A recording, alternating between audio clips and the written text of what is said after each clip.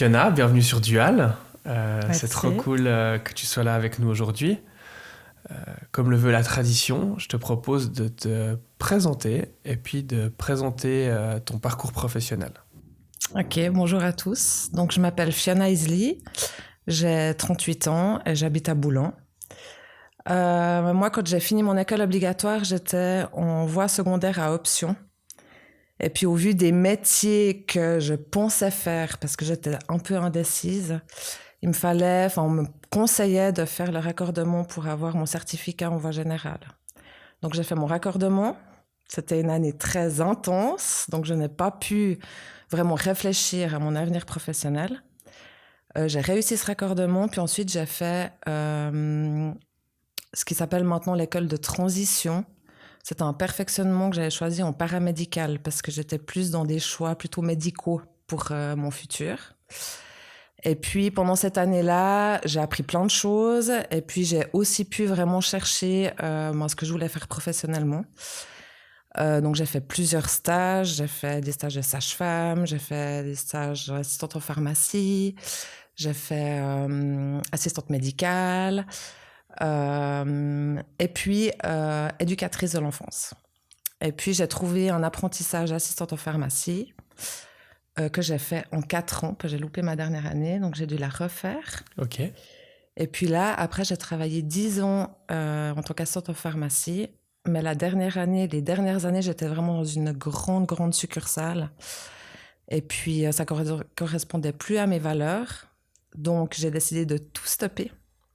Et puis, de partir dans autre chose, mais je ne savais pas encore quoi. Et puis là, j'ai tout qui s'est ouvert à moi. J'ai fait un soutien éducatif pour une petite fille en situation de handicap. Donc, j'ai travaillé à la maison en soutien et puis dans une structure en garderie. Et puis, de là, tout s'est ouvert à moi. J'ai eu un poste de remplaçante et puis j'ai pu m'inscrire à l'école pour faire l'ESED, qui est l'école en éducation de l'enfance, pour obtenir mon papier ES. Voilà. Ok. Et puis, ensuite, je suis tombée enceinte à la fin de ma formation. Et puis, quand je suis revenue sur le terrain, je me suis rendu compte que je pourrais pas être sur le terrain toute ma vie. Et puis là, on m'a proposé un poste d'adjointe de direction il y a 4 ans en arrière. Et puis maintenant, je suis adjointe de direction dans une structure à Cheseaux. Trop bien. Donc voilà. Pas très loin d'ici, Cheseaux sur Lausanne. Cheseaux sur Lausanne, ouais. Ok. Quand tu parlais des stages et puis du milieu plutôt médical, paramédical, qu'est-ce qui t'attirait dans ce domaine? Qu'est-ce qui fait que tu avais des affinités ou tu sentais que c'était dans ce secteur-là que tu avais envie de faire des stages? Alors, je savais que j'aimais beaucoup le contact avec les gens. Ça, c'était quelque chose de toute façon qui était très important pour moi. Et puis, je sais pas, le côté médical me fascinait. Et puis, d'aider les gens aussi. Et puis moi, c'est ce que j'ai aimé en étant assistante en pharmacie, c'est vraiment le contact avec la clientèle et puis de vraiment prendre le temps et puis de les aiguiller. Et puis, voilà, moi, c'est vraiment tout ce que j'ai aimé. Est-ce que tu as fait plusieurs stages d'assistante en pharmacie ou est-ce que tu en as fait un et c'est là que tu as été prise en apprentissage? Non, j'en ai fait 4. Ok. Et pourquoi tu as choisi cette entreprise-là plutôt qu'une autre où peut-être tu aurais pu aller? Parce que c'était dans mon village, à 2 pas de chez moi, donc C'était parfait. Ah ouais, d'accord. Ouais. Et est-ce qu'il y avait seulement l'effet de proximité ou est-ce qu'il y a quelque chose qui t'a particulièrement plu dans l'équipe? Est-ce qu'il y avait déjà des apprentis ou des apprentis? Qu'est-ce qui t'a plu dans l'encadrement aussi? Alors, dans l'encadrement, ce que j'aimais bien, c'est qu'il y avait déjà une apprentie de 3e quand moi, j'allais commencer. Oui. Et puis, c'était une amie à moi. Ah, ok. En fin de compte, donc qui habitait aussi dans le village. Ouais. Et puis moi, je connaissais toute l'équipe parce que moi, j'allais dans cette pharmacie pour acheter mes médicaments. Donc en fait, c'était hyper rassurant pour moi d'être avec des gens que je connaissais. Ouais, donc il y avait un côté vraiment hyper proximité. Et puis tu connaissais même les clients, j'imagine, qui venaient. C'était un peu l'inconvénient aussi parce que du coup, on rentre un peu dans l'intimité des gens à ce moment-là. Et puis là, le secret professionnel, il est hyper important. Ouais. Et justement, donc, tu as fait ton apprentissage là-bas, tu as bossé, tu es resté travailler là-bas pendant combien de temps déjà? 3 ans. 3 ans, ouais. J'ai loupé ma dernière année, puis là, ils ont décidé de ne pas me garder parce qu'ils avaient déjà engager une future apprentie. Ah, ok, donc t'as fait tes 3 ans d'apprentissage Ouais. et la troisième... Qu'est-ce qui t'a fait louper ta 3e année? Euh, Si je me souviens bien, il y avait 3 branches. En fait, j'avais une super moyenne, hein. J'avais 5-6 de moyenne. Donc, quand j'ai reçu mon truc, j'étais sûre que j'avais réussi. Puis, en fait, en tout, c'était écrit échoué, en tout petit. Ah non, Et j'ai dit, oh non. Et en fait, j'avais loupé une branche éliminatoire. Une d'accord. branche à 3,9. Horrible. Horrible. Ok. Donc, j'ai dû juste refaire cette branche-là. Et puis voilà, mais ça coûte quand même une année où... Mais t'as pas eu besoin... Du coup, t'es pas retourné au cours ou bien t'as quand même dû retourner au cours? Oui, j'ai dû retourner au cours juste pour cette branche. Donc, Ah c'était ouais. une période par semaine. Ouais.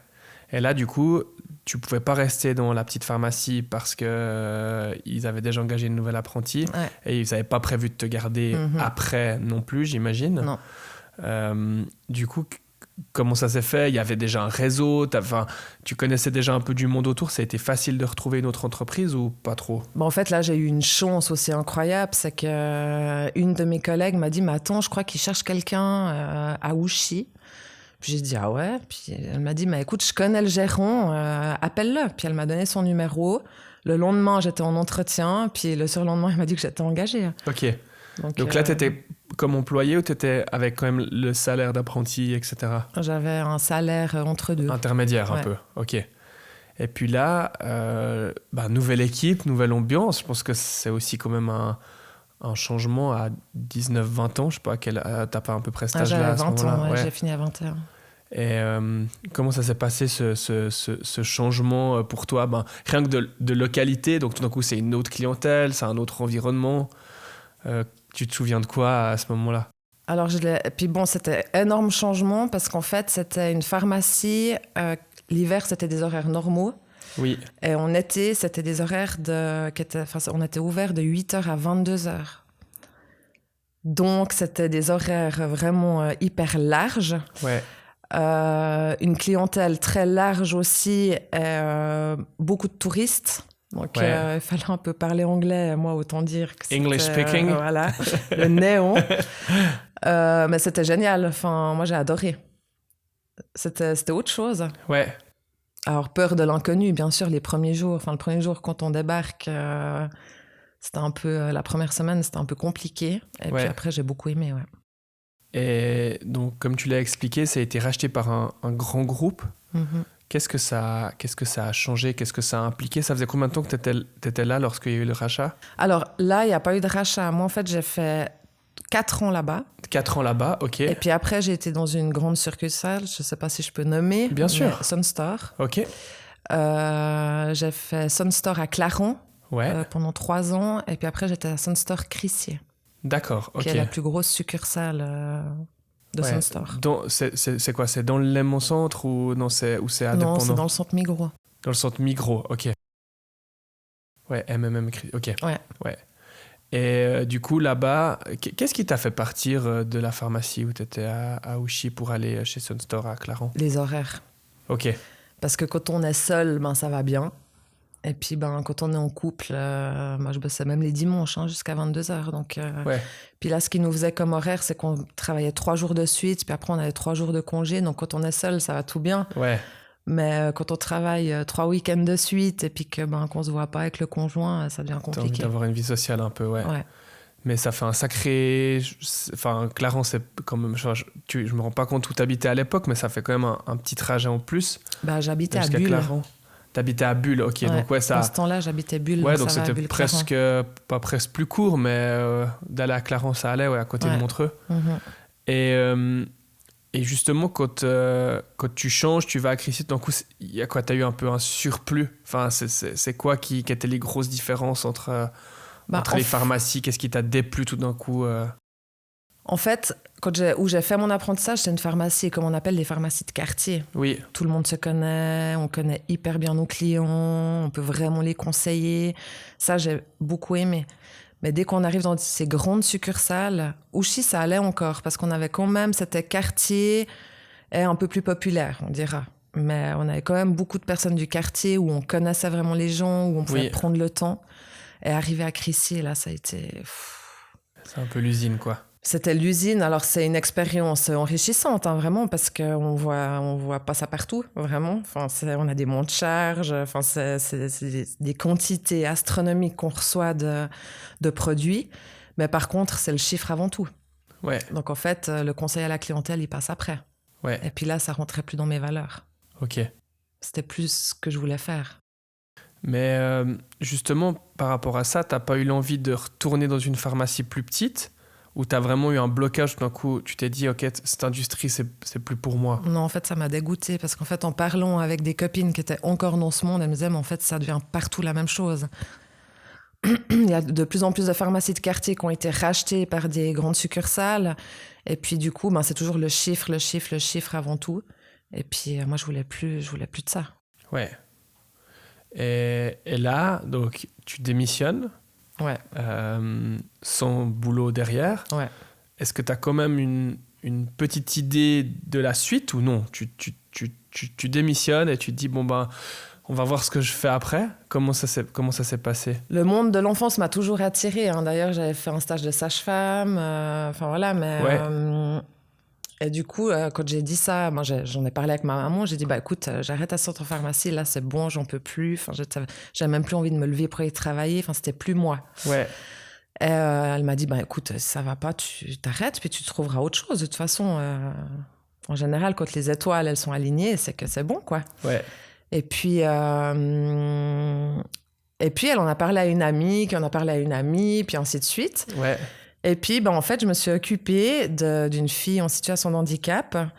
Et la maman de cette fille, c'était ma babysitter quand j'étais petite. D'accord, ok. Et en fait, j'ai fait son soutien éducatif, si on veut bien, à la maison. Donc, j'étais vraiment en soutien. Je devais faire 2 nuits par semaine. Mais en tant qu'indépendante, t'avais pas de structure qui chapeautait. En tant qu'indépendante. Ouais, donc elle t'a demandé... Donc là, qu'est-ce que t'as fait? J'étais engagée par l'AI.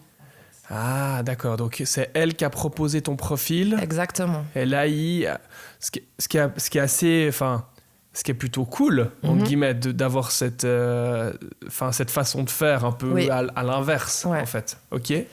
Et puis, quand elle en a parlé, la maman, quand elle en a parlé à la garderie où cette fille en situation de handicap allait, ils ont demandé si je pouvais aussi aller à la garderie, parce que du coup, eux, ça leur enlevait une personne qui devait tout le temps mettre pour cet enfant.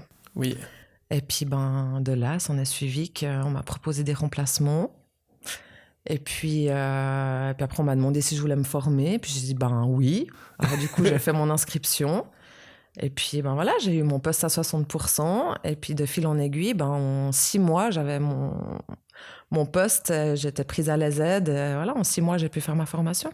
Donc, les aides, explique-nous un peu justement, cet HES, ce bachelor, en fait. ES. Cet ES. Ouais. Ça s'est fait en 2 ans en cours d'emploi ou... 3 ans. 3 ans, ok. Ouais, parce que j'avais pas le papier d'assistante socio-éducatif. D'accord, ok.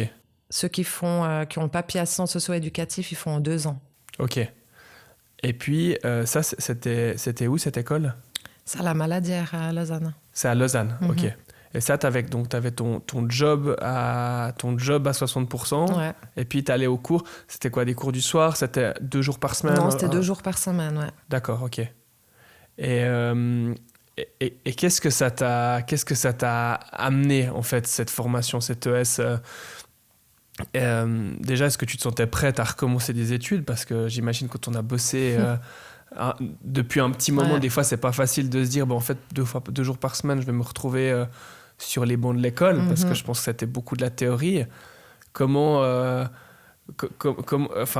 est-ce que ça a été facile? Est-ce que ça a été compliqué? Qu'est-ce qui a été compliqué? Alors, c'était beaucoup d'appréhension, parce que j'avais quand même 29 ans. Ouais. Je me suis dit, mon Dieu, je vais être la plus vieille de cette classe.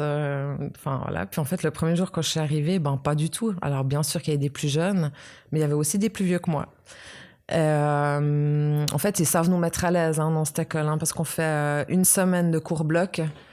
On apprend vraiment à se connaître, à créer des liens de toutes sortes de manières, que ça soit se rouler dessus, que ça soit se faire guider par un autre en fermant les yeux. Enfin, voilà, on a tout de suite créé des liens en 1 semaine, c'était assez impressionnant. Et puis voilà, c'était génial. Moi, j'ai adoré tout apprendre sur les enfants, le développement de l'enfant, la psychologie, et puis aussi une remise en question personnelle, parce qu'on a beaucoup de cours psychologie et communication et qui nous font remettre en question tout le temps. Ouais. Donc des fois, on ressort de ces cours, on est un peu sonné, parce que voilà, on n'est pas des machines, donc en fait, on doit comprendre pourquoi on va réagir de cette manière avec un enfant. Donc on doit aller chercher au plus profond de nous pour savoir pourquoi j'ai réagi de cette manière. Oui. Et puis ouais, ça nous bouscule. C'est une formation qui bouscule, vraiment.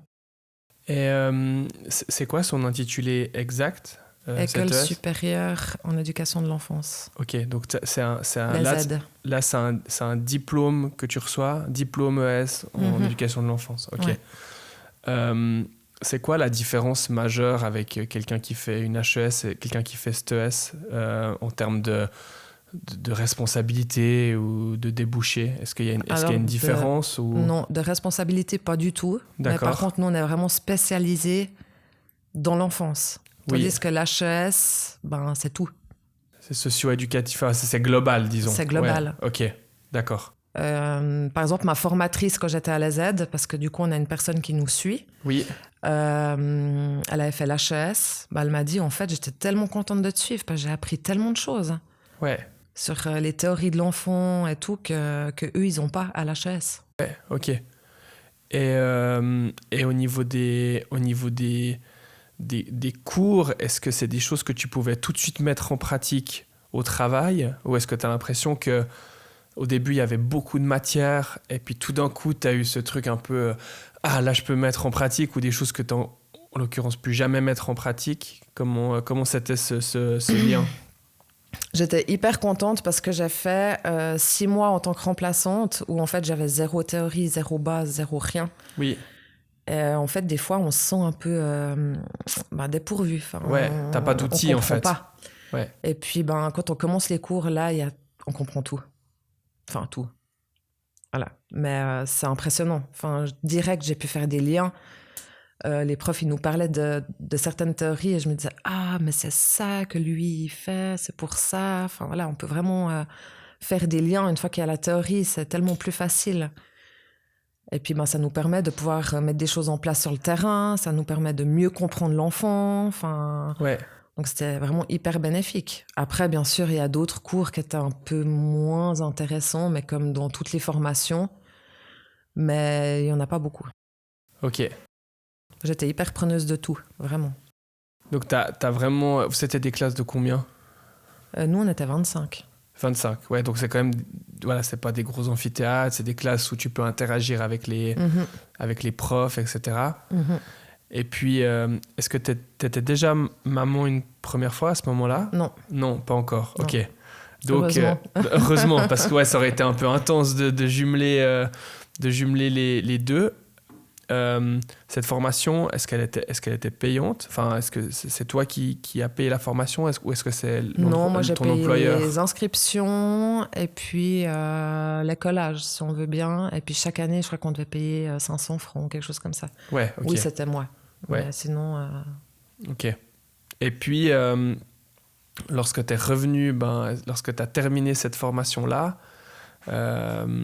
t'es resté à 60%, ou là c'est à ce moment-là que t'es devenue maman, ou comment ça s'est un peu goupillé la suite? Non, alors là j'ai augmenté à 90% quand j'ai fini ma formation. Ok. Donc j'ai fini en 2019. Il y a eu un petit truc un petit bonus sur le salaire aussi, j'imagine. Un gros bonus sur le salaire, ouais. Parce que quand on bosse à 60%, on n'est pas payé grand-chose, quoi. Donc, oui, puis t'avais pas de papier, j'imagine. Et puis en tant qu'auxiliaire. Ouais. Donc en fait, voilà. Et puis du coup, une fois qu'on est diplômé, oui. Alors oui, le salaire il change. Et en plus, quand on est à 90%, oui. On se dit enfin. Après, j'ai travaillé 6 mois en tant qu'éducatrice diplômée. Ouais. Je suis tombée enceinte. Il y a eu le Covid. Et là, j'étais arrêtée pendant toute la période jusqu'à la fin de ma grossesse. Ouais. Et puis, je suis revenue sur le terrain. Ambre, elle avait 6 mois. Et 4 mois après, on me proposait un poste d'adjointe. Ok. C'était à peu près comme ça. Donc, adjointe, c'est adjointe dans l'établissement à Cheseaux où tu es maintenant. Donc, tu as changé de travail. Ouais. Donc, tu étais à Bulle, c'est juste? À Yverdon. À Yverdon. Et après, tu as pu... l'école où tu avais accompagné la jeune fille, enfin, la garderie. Tout était à Yverdon. Tout était à Yverdon, ok. Et puis après, là, tu as postulé, on est venu te chercher. Comment il s'est fait ce job On est venu me chercher. D'accord. C'était par le réseau? Comment ça s'est fait? Une personne que je connaissais qui m'a dit « Ah, tu cherches toujours un poste ?» Puis j'ai dit oui. Puis elle m'a dit « Bah, j'ai une place. Alors viens en entretien. » Et puis j'ai été en entretien, j'ai visité la structure. La seule chose qui m'embêtait un peu, c'est que c'était une UAPE, donc unité d'accueil parascolaire, donc des plus grands enfants. Oui. Et puis, moi, toute mon expérience a été faite en préscolaire, donc avec des enfants de 3 mois à 4 ans. Oui. Et là, je me suis dit, mais moi, je n'ai pas tellement d'expérience avec le parascolaire. Et puis voilà, j'ai quand même fait le saut. J'ai dit, j'aurais pas cette opportunité tout le temps, donc il faut que je la prenne. Ça a été quoi les différences quand tu es arrivé? Enfin, encore une fois, tu avais eu l'habitude déjà d'avoir des changements de job, d'arriver dans de nouveaux endroits. C'est quoi là qui t'a marqué comme différence, en fait, mettons en termes de peut-être de dynamique, de personnel, et puis aussi les enfants qui sont quand même plus âgés, donc qui ont peut-être d'autres enjeux aussi, puis d'autres interactions. Ouais. Alors moi, où ça m'a coûté le plus, vraiment, c'est l'organisation. Parce que ça n'a rien à voir avec du préscolaire, parce qu'il y a tous les trajets. Il faut tout organiser au niveau des éducateurs et au niveau des quotas d'enfants qu'on a pour tous les trajets. Et puis ça m'a demandé un temps de me mettre dedans, de comprendre l'organisation, voilà. Et puis, ce fait d'être maintenant supérieur. Ouais. D'être cadre, si on veut bien. Oui. Et puis savoir comment je dois être. Est-ce que je peux être proche des collaborateurs ou pas? À quel point je peux être proche avec eux? Enfin, voilà, c'était aussi quelle posture je dois avoir.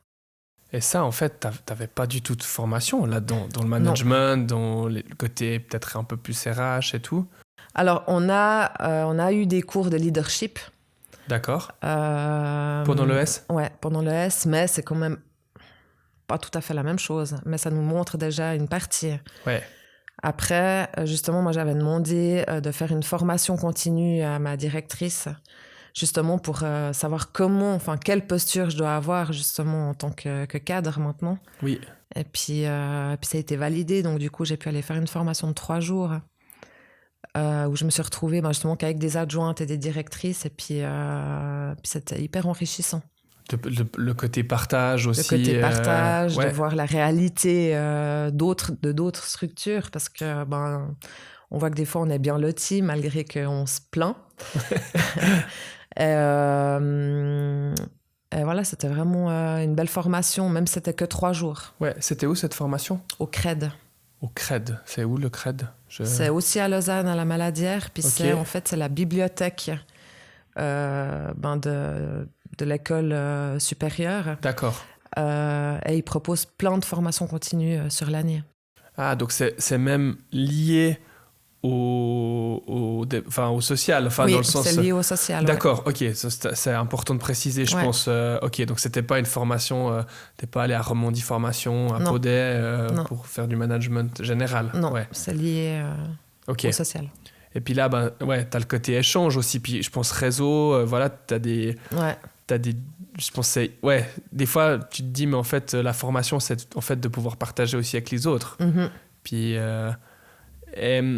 justement, quand tu arrives dans ce nouveau job d'adjointe de direction, tu as tout ce côté un peu coordination, donc tu es moins sur le terrain, j'ai l'impression. Je suis plus sur le terrain. Tu n'es plus sur le terrain. Non.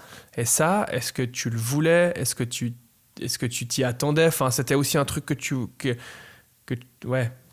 que tu voulais ne plus être sur le terrain, ou au contraire, ça te manque un peu des fois? En fait, quand je suis revenue de mon congé maternité, au bout d'1 mois, je disais à mon compagnon, mais en fait, ça va jamais aller cette histoire. Hein. Moi, j'arrive pas à gérer Enfin voilà, travailler en structure d'accueil, c'est beaucoup de bruit, c'est beaucoup de... Enfin voilà, on s'occupe des enfants des autres aussi, enfin, faut le dire. Oui. Il y en a pour qui c'est OK, mais moi, je sentais que j'allais pas pouvoir faire ça 10 ans, quoi. Ouais.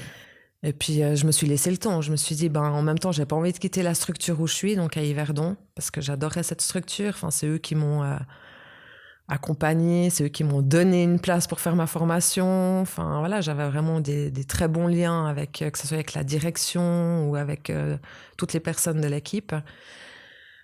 Et puis voilà, je sentais que je pouvais plus. Non, ça me manque pas plus que ça de pas être sur le terrain. Ok. J'aime bien y retourner, Oui. mais j'ai pas de manque.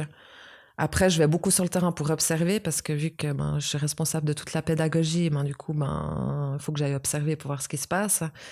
Et puis aussi faire des observations quand les éducateurs ont des soucis avec un enfant ou si c'est des soucis d'organisation. Comme ça, il y a un autre regard pour que je puisse les aider dans leur réflexion. Ouais. Donc maintenant, je retourne beaucoup sur le terrain plutôt pour de l'observation ou pour des remplacements s'il y a besoin ou pour de l'aide. Et justement, c'est quoi les grands dilemmes auxquels tu fais face avec des enfants maintenant qu'est-ce qui est compliqué à gérer? Qu'est-ce qui est nouveau? Alors j'imagine qu'il y a l'aspect des écrans. Enfin, je pense qu'ils ont tous une approche des écrans qui est différente. C'est quoi les grands thèmes aujourd'hui? Les grands thèmes qu'on aborde beaucoup avec les équipes actuellement, c'est les sujets tabous. Parce que on a eu, par exemple, beaucoup d'enfants qui ont perdu des êtres chers. D'accord. Et là, on en a eu beaucoup. Donc là, c'est vraiment un gros travail qu'on est en train de faire avec les équipes, de comment parler aux enfants, qu'est-ce qu'on peut dire ou qu'est-ce qu'on ne peut pas dire. Oui. Gros travail qu'on fait aussi actuellement, c'est les dynamiques, parce que souvent, chez les plus grands, donc les enfants qui sont en 3, 4 et 5e, oui. Où c'est des groupes de filles ou des groupes de garçons, où ils sont 4, 5, et c'est des engueulades tout le temps. Okay. Donc comment on peut gérer ça, comment on peut amener ça, et c'est même les parents qui s'en mêlent, donc du coup comment on peut gérer ça avec les parents. Oui. Voilà, on est beaucoup dans ces thématiques-là ces temps. Et justement, donc les enfants, ils viennent quoi? Ils viennent manger à midi? Pas forcément. Ils viennent avant l'école, après l'école. C'est quoi la disposition pour peut-être pour des gens qui connaissent pas le milieu? Alors nous, on est ouvert de 7h à 18h30, donc les enfants peuvent venir depuis 7h. Oui. Après, nous, on les amène à l'école à partir de 8h15. D'accord. On va les rechercher pour le repas de midi. Ok. On les ramène à l'école. Et puis à partir de 15h15, ils sont chez nous jusqu'à ce que les parents viennent les rechercher. Ouais. Et là, c'est que des enfants qui vont à l'école à Cheseaux? Oui. Ok. Et sauf le mercredi, où on peut avoir des enfants d'autres structures. Ouais. Et justement, par rapport à ton staff, vous êtes combien là? Combien de personnes, d'éducateurs, d'accompagnants, tout? 25. 25, ouais, donc c'est déjà c'est une grosse structure. Une grosse équipe à gérer. Ouais. C'est majoritairement des femmes, il y a aussi des hommes. Enfin, comment ça se l'UAPE, il y a beaucoup d'hommes. Ok. Et ça change beaucoup aussi. Moi, j'étais à Yverdon, il n'y avait pas d'hommes, on n'était que des femmes. Ok. Donc ça, c'était un gros changement pour moi aussi. Et ça change toute une dynamique. Qu'est-ce qui change? Les choses se disent. Ok. On est au colloque, il y a quelque chose qui ne va pas, ils le disent, ils sortent, ils se serrent la main et c'est fini. Dans un monde de femmes, on ne peut pas faire ça. Si on se dit les choses au colloque qui ne sont pas dites correctement, tout de suite, ça prend des proportions pas possibles. On sort du colloque, on n'est pas bien. Ça peut vite dégénérer. Ok. Et ça vient de quoi? Toi qui as fait quand même des études, justement, avec une part de psychologie, sociologie, etc. Qu'est-ce qui fait tout d'un coup, ou même quand tu vois avec des enfants qui interagissent en groupe et puis qui fait que voilà, tout d'un coup il y a des clans, qu'est-ce qui fait tout d'un coup que c'est plus facile avec des hommes parce que les choses se disent plus puis il y a peut-être moins de tabous? Pour moi, c'est les non-dits.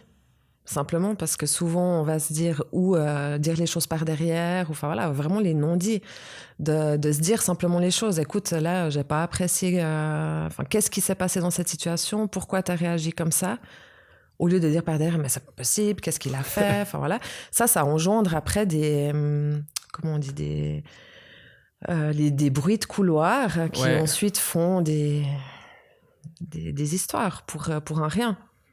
Et là, je vois, par exemple, les hommes, ils se disent directement les choses. Ouais.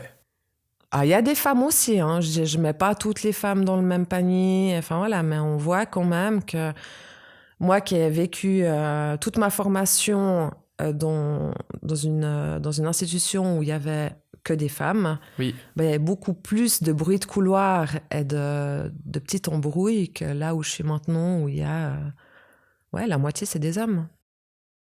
Justement, tu es dans un domaine qui est complètement différent de ton apprentissage. Enfin, tu restes dans le domaine de la santé et du paramédical, si on peut dire comme ça, mais du social plutôt.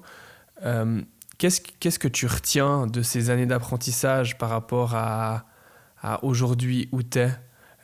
Qu'est-ce que tu as l'impression de te dire, ah mais en fait cette situation, je la gère parce que j'ai géré des situations similaires ou j'ai été confronté à des situations similaires en apprentissage? Est-ce que tu sens qu'il y a des points de raccord ou peut-être des compétences sociales sur lesquelles tu peux t'appuyer? Entre mon apprentissage et maintenant, l'apprentissage, il m'a appris la vie, vraiment. L'apprentissage, il m'a appris le travail. Qu'est-ce que c'est le travail, qu'il faut se lever tous les jours, qu'il faut... on nous donne des responsabilités au fur et à mesure des années. En première année, on a ces responsabilités-là. En deuxième année, celle-ci. En troisième année, encore autre chose. Moi, ça m'a vraiment appris ça, à vraiment avoir des responsabilités. Et puis, à l'heure actuelle, c'est vrai qu'en apprentissage, on m'a donné pas mal de responsabilités assez rapidement. Et ça, j'en remercie, parce que du coup, c'est aussi hyper gratifiant. Ouais. Et puis, ça m'a appris vraiment qu'est-ce que c'était le monde du travail. Et aujourd'hui, est-ce que vous formez des apprentis dans la structure où tu es? Est-ce que c'est toi qui les suis ou est-ce que c'est ton directeur? Alors moi, je suis responsable de toutes les personnes en formation. Cette année, on en a 6. Waouh, ok. Mais c'est pas moi qui les suis tous. Moi, je suis les 2 troisième années qui vont passer leur examen là tout bientôt. Ouais. Parce que sinon, j'arriverai pas. C'est pas possible de faire des suivis adéquats sur 6 personnes. Oui. Mais par contre, je suis responsable. Donc, ça veut dire que je fais des colloques formateurs où justement on se voit, où on parle s'il y a des soucis, où on trouve des solutions ensemble. On met aussi plein de procédures ensemble, parce que quand on voit qu'il y a des petits soucis quelque part, on remanie les procédures. Et puis voilà. Puis s'il y a des soucis, après, c'est moi qu'on appelle pour que je puisse les aiguiller. Justement, dans un donc c'est des apprentis, c'est quoi comme CFC? ASE, assistant socio-éducatif. Ok. Donc ces ASE, donc c'est quand même un métier qui est particulier, parce que je trouve, qui est intéressant, parce qu'on est directement confronté à d'autres personnes, en fait, où le cœur du métier d'ASE, c'est d'être en interaction avec les autres. Alors les autres, ça peut être les enfants, en l'occurrence c'est le cas chez toi, ou des fois les adultes, ça dépend les domaines, mais c'est socio-éducatif, c'est plutôt avec les enfants, comme je comprends, plutôt en garderie ou en parascolaire. En fait, dans les classes, ils se retrouvent avec autant dans le monde enfant, oui, handicap ou EMS. Ouais. Donc en fait, ils voient les théories sur ces 3 pôles-là. Ouais. Ok. Et les cours interentreprises, là, ils ont des cours interentreprises plutôt axés sur les enfants. Ouais, exact. Et ils sont directement au cœur du sujet, donc sur le terrain tout de suite, quoi. C'est pas comme un apprentissage de peintre en bâtiment, pour citer celui-là, où au début t'observes, t'es pas tout de suite forcément confronté à ce qu'on te dise, ah bah voilà, là faut peindre une paroi, tout d'un coup là il y a un enfant qui vient vers toi, il interagit avec toi. Comment j'interagis, faut lui répondre. Ouais. Comment ça se passe le processus pour comment tu pourrais raconter à expliquer peut-être à des jeunes qui se questionnent sur ce métier-là, comment ça se passe en fait les premiers pas? Alors on rentre direct dans le vif du sujet, ça c'est sûr, hein. Mais par contre, c'est pas un métier où on peut se dire je vais faire ASE, je vais chercher une place d'apprentissage et je commence mon apprentissage dans une année. D'accord. En tout cas chez nous. Et puis majoritairement, dans la plupart des structures, on fait des stages. Oui. On peut plus faire des stages maintenant d'une année. On fait des stages de 6 mois. Et nous, si ça se passe bien au bout de 6 mois, on refait, si on veut bien, un contrat de 6 mois. Et puis après, il peut commencer son apprentissage. Ok. Et pendant ce stage, il va pouvoir d'abord observer, même si bien sûr il va rentrer en interaction avec les enfants, parce que de toute façon les enfants, dès qu'il y a une nouvelle personne, ils veulent être à côté de cette nouvelle personne, mais elle va pouvoir apprendre et puis observer les autres, parce qu'on apprend par mimétisme, hein, de toute façon, donc de voir comment les autres travaillent, de voir comment les autres font, et puis du coup gérer un peu cette posture qui est toute nouvelle, quoi.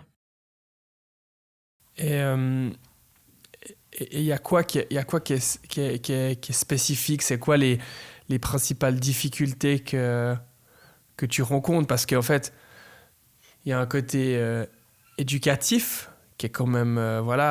puis dans l'éducation, il y a aussi une perspective culturelle. Mm-hmm. Voilà, chacun a une culture différente, donc chacun a été éduqué d'une manière différente. Mm-hmm. Ce que je trouve intéressant, c'est que là, vous arrivez avec une espèce de culture commune, Mm-hmm. ou en tout cas une approche commune de l'éducation Mm-hmm. et de comment ça se fait. Aujourd'hui, l'éducation, c'est un vaste sujet. Mm-hmm. Du coup, comment est-ce que vous cadrez ça? Est-ce que c'est cantonal? Est-ce que c'est par établissement? Est-ce que c'est par direction? Est-ce que c'est par personne?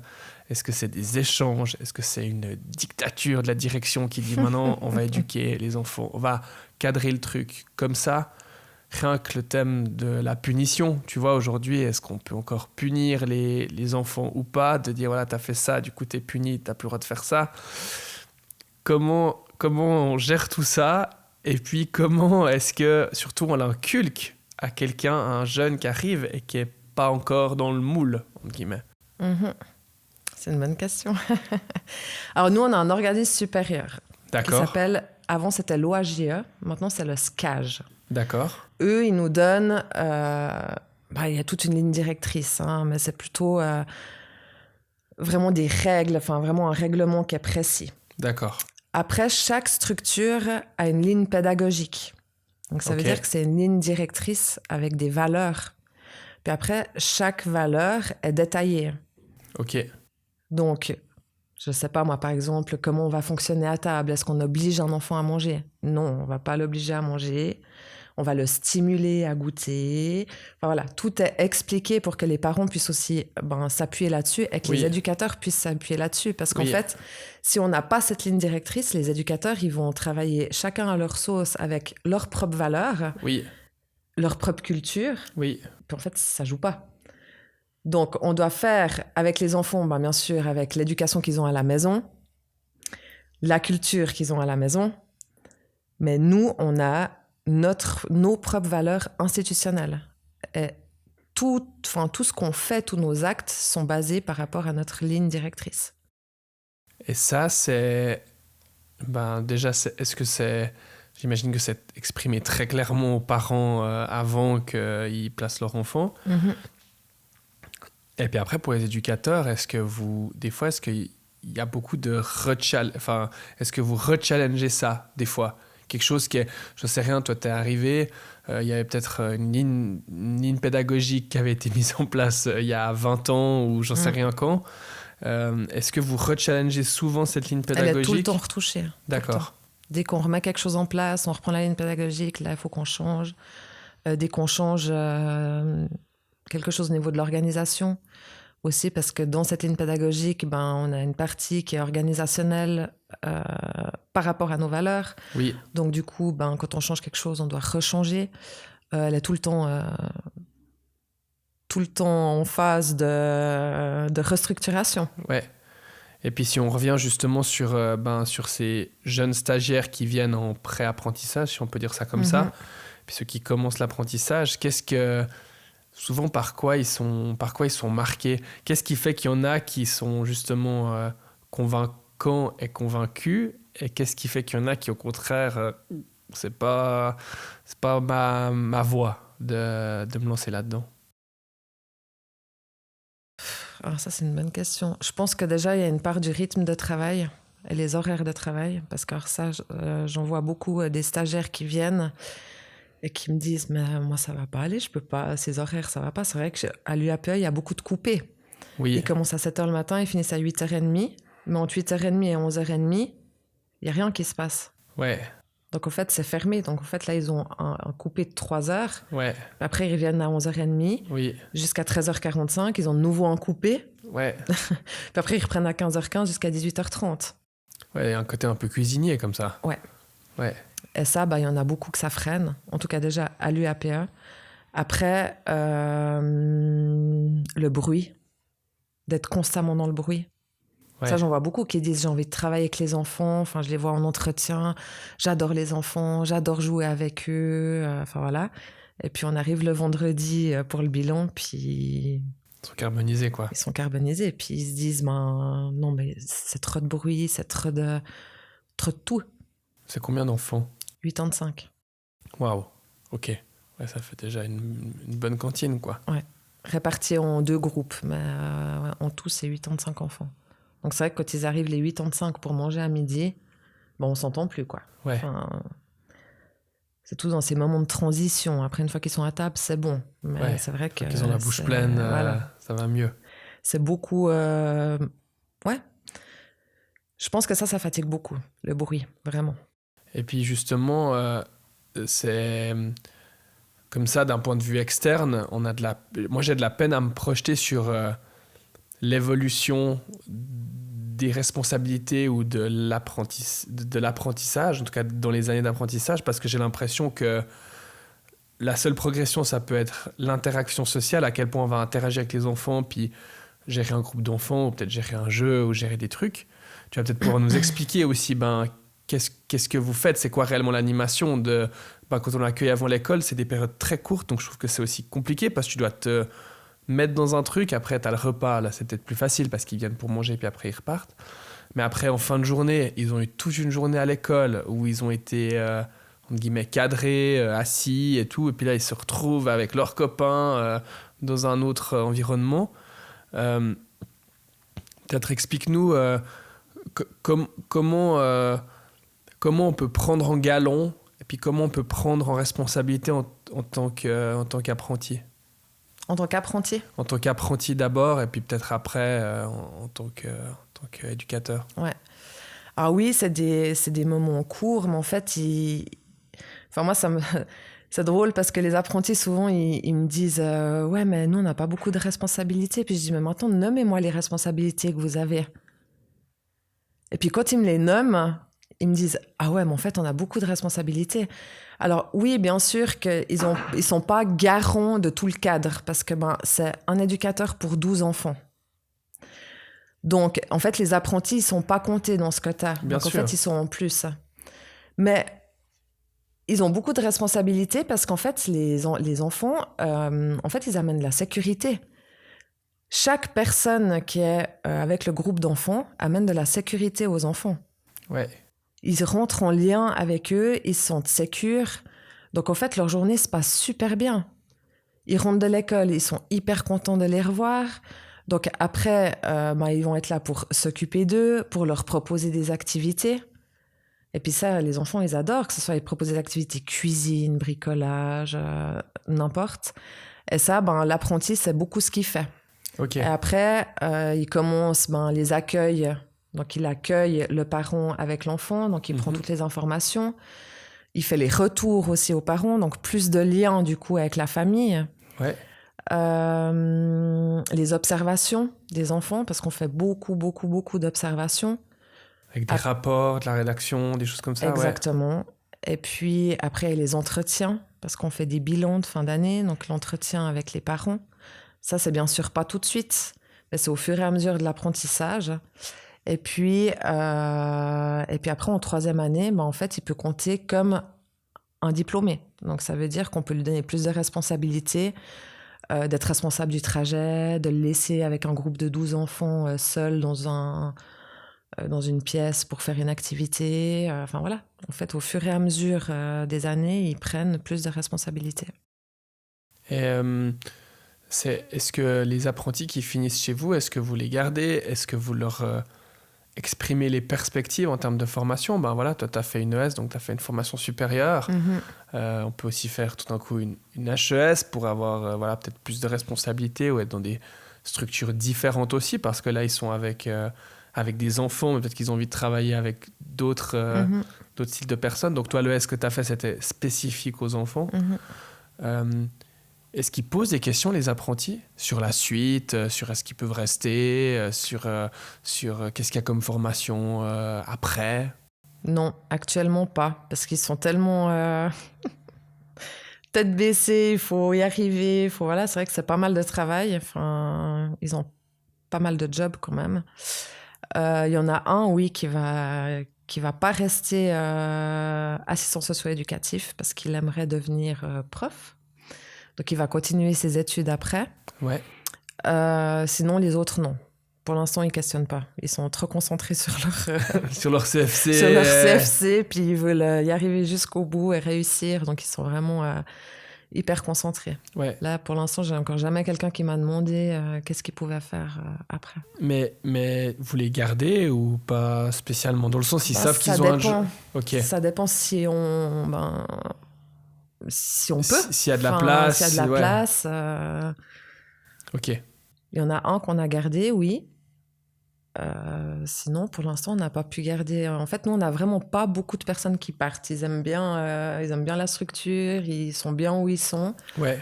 Donc, c'est difficile. Moi, j'aimerais bien les garder, mais non, on peut pas. Pas sauver tous les petits chats. Non. Ouais. Et justement, tu vois, tu parlais avant des garçons qui avaient des hommes, en tout cas, dans les éducateurs, etc. Là, dans les apprentis, est-ce qu'il y a aussi une parité garçons et filles ou pas trop? Là, on n'a qu'un garçon. Ok. Sur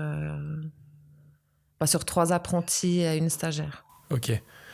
Et là, est-ce que tu vois une différence entre le garçon et les filles, enfin, dans la manière j'en sais rien, de parler avec les enfants ou les activités qu'ils proposent ou dans les rapports sociaux ou interpersonnels?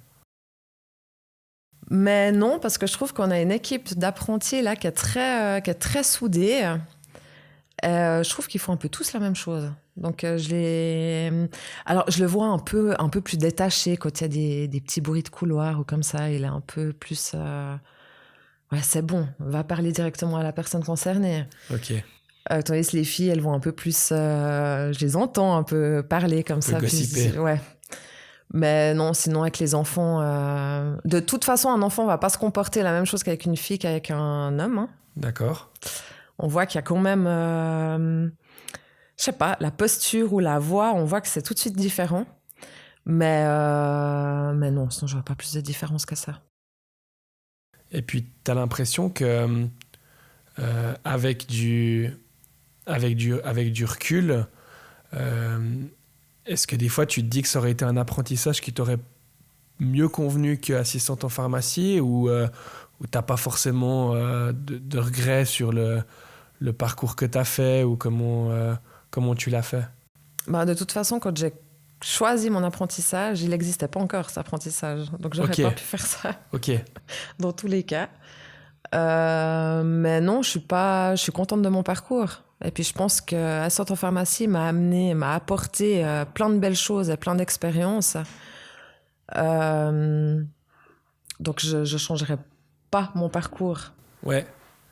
Et justement, les apprentis, qu'est-ce qu'ils apportent à l'équipe aussi en termes de réflexion? Est-ce que vous les faites un peu participer dans les colloques, dans les réunions? Est-ce que tu vois qu'ils ont un autre œil sur les enfants ou des choses comme ça? Mais complètement. Hein. Puis t'as bien dit, t'as dit le mot juste, c'est réflexion. Ils ont beaucoup de peine à parler au colloque. Et puis moi, je les pousse parce qu'en fait, on a des très bons éducateurs et des très bons diplômés, c'est pas ça le souci. Mais nous, on est tête dans le guidon, puis on va pas forcément réfléchir à toutes nos théories. On a une partie qui reste. Mais eux, ils revoient toutes les nouvelles théories à l'heure actuelle où ils peuvent faire des liens. Et puis moi, je veux qu'ils amènent ça au colloque pour justement que l'équipe puisse avoir une réflexion et une remise en question sur notre pratique. Ça, ils ont un peu de peine à faire parce qu'ils se sentent pas légitimes. Ils se disent, on est apprentis, donc on est avec des diplômés, on va pas remettre en question les diplômés. Puis moi, je leur explique toujours, c'est que c'est important de faire ça parce que nous, on n'a pas de cours toutes les semaines.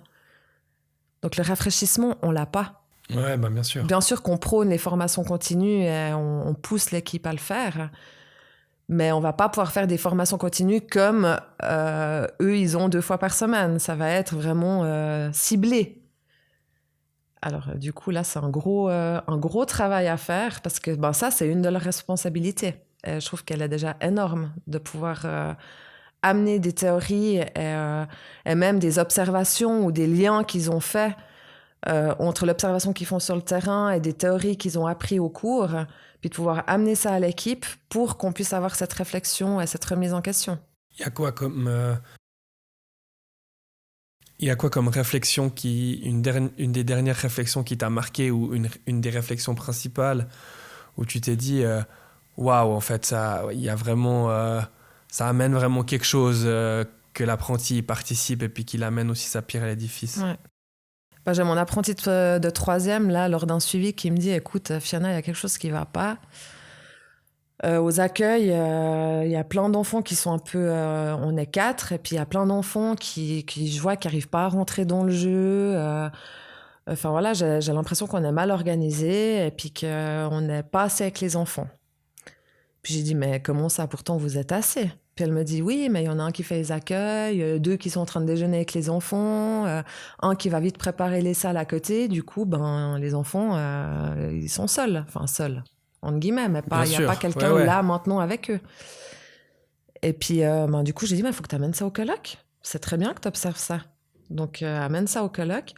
Ah, mais j'amène ça comment? J'ai peur parce que du coup, ils vont croire que je dis qu'ils font pas leur travail. Et puis, je dis, non, c'est pas ça que t'amènes. J'observe que, et puis voilà, parle avec le jeu, et puis tout se passera bien. Et elle a amené ça au colloque, et toute l'équipe a dit, ouais, c'est vrai, t'as raison. Donc maintenant, ils se sont réorganisés, et puis nickel.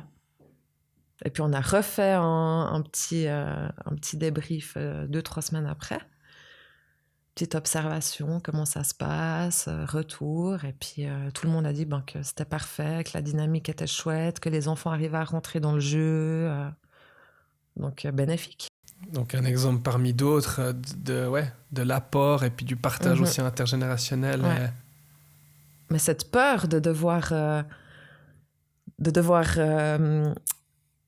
mettre un mot sur quelque chose qu'on voit face à des diplômés, elle est plus forte et du coup ils osent pas. Mais je me mets à leur place. Quand j'ai commencé ma formation, c'est quelque chose que je n'osais pas faire non plus. Parce que je suis pas légitime. Donc comment faire? Puis en fait, quand on apprend à bien communiquer en parlant avec le je, de toute façon ça passe. Et puis c'est pas en pointant du doigt, toi t'as pas fait ça. Alors c'est sûr que si tu viens en disant au colloque, toi t'as pas fait ça, c'est sûr que là ça va pas. Ouais. Et surtout, je pense qu'il y a aussi un grand rôle de ta part de leur dire, mais en fait moi je vous donne aussi un temps de parole et je vous laisse aussi. Puis des fois c'est un truc qu'on se rend compte, mais dans plein de domaines différents, c'est de forcer tout le monde à prendre la parole. Enfin, que en fait tout le monde doit arriver avec un input en fait, ou avec un constat. Où il y a une grande théorie maintenant, c'est l'erreur. C'est qu'en fait chaque semaine tout le monde devrait arriver avec 1 ou 2 erreurs ou même plus qu'il a fait pour en fait le partager au groupe, pour que le groupe apprenne de ses erreurs, et puis que en fait c'est du bullshit de se dire que personne fait des erreurs, et puis en fait des fois on se rend compte que les jeunes ils ont cette impression là de nous en fait, que en fait nous on fait pas d'erreurs, mais en fait on fait des erreurs toutes les semaines. Bien sûr. Alors après il y a différentes tailles d'erreurs, mais déjà que si on arrivait puis on disait voilà en fait moi cette semaine j'ai fait ça, j'ai fait ci, j'ai fait ça, j'aurais pu faire ça comme ça, alors voilà, avec l'expérience t'arrives aussi à gommer les erreurs plus facilement, mais ce truc du partage de l'erreur ou du partage d'expérience, puis que ce soit une sorte de tradition ou en tout cas quelque chose qui soit régulier, on se rend compte que ça a des effets bénéfiques sur tout le monde en fait. Ouais, je pense, ouais. Mais moi, dans ce que je dois faire maintenant, c'est vraiment en fait, les accompagner là-dedans, en fait, parce qu'ils savent juste pas comment dire les choses. Et puis c'est une peur. Enfin, on voit quand ils prennent la parole, c'est tout. Mais c'est normal, ils doivent apprendre. Et puis, mais c'est par là qu'on commence. Et puis ensuite, c'est les entretiens avec les parents où on doit aussi avoir une posture où on est sûr de ce qu'on dit, est-ce qu'on amène, est-ce qu'on avance, est-ce que voilà. Donc c'est un apprentissage où on travaille, comme tu as dit avant, pas face à un mur et tout, mais qu'on travaille avec des personnes et qu'on ne peut pas dire n'importe comment les choses. Et ça, c'est de l'accompagnement. Pour terminer, si tu devais donner un conseil à la jeune Fiona, 17 ans, qui va commencer son apprentissage demain, qu'est-ce que tu lui dirais ? Je lui dirais qu'avec de la motivation, de la détermination, on arrive à tout. Donc, il faut travailler. Et en travaillant, on arrive à se donner les opportunités qu'il faut pour y arriver. Merci beaucoup pour l'échange. Merci à toi. C'était sympa. À bientôt. À bientôt.